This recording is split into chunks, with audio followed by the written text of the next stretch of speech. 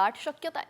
मस्साजोगचे सरपंच संतोष देशमुख यांच्या हत्येनंतर मंत्री धनंजय मुंडेंवर गंभीर आरोप करण्यात आले, तर खोटी कागदपत्रे सादर करून शासनाकडून सदनिका लाटल्याचा आरोप कोर्टाने कृषी मंत्री माणिकराव कोकाटेंना या संदर्भात 2 वर्षांची शिक्षा सुनावली आहे। याशिवाय पुणे बलात्कार प्रकरणावरही विरोधक आता आक्रमक होण्याची शक्यता आहे। त्यामुळे विरोधकांकडे आक्रमक होण्यासाठी बरेच मुद्दे असल्याचे इथं दिसतंय।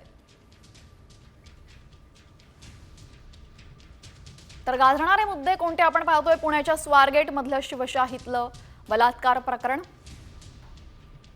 राज्यात लाडकींची एसटीतली सुरक्षा, वाऱ्यावर सामच्या बातमीचे पडसाद, धनंजय मुंडे आणि माणिकराव कोकाटे यांच्या राजीनाम्याची मागणी,